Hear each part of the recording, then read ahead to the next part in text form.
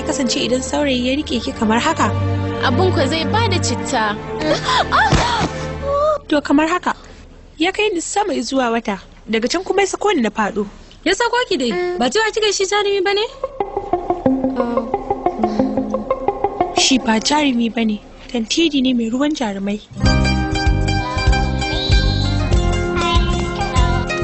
Hello, sai da safe. Murnar ƙarin shekara ƙauna. Ƙarin shekara ki ta farko kenan muna soyayya. Gobe mu rika she mana domin ya zama abu mafi girman tunawa a rayuwarki. Wayo. Kwaikwayo.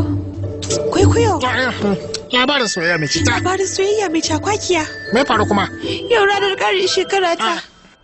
Na taya ki murnar wannan rana. Ko zuwa an jima na farka da na miki murna ai. Ba sai kin tashe da tun yanzu ba. Shi da ya da gaisuwar ƙarin shekara. Haka aka yi? A shi ko ya taya ki murna. Ya ce zuwa gobe za mu rakashe. Na san zuwa ƙarin shekara na gaba zai rabu da ke. Sai kuma yanzu ya ce za a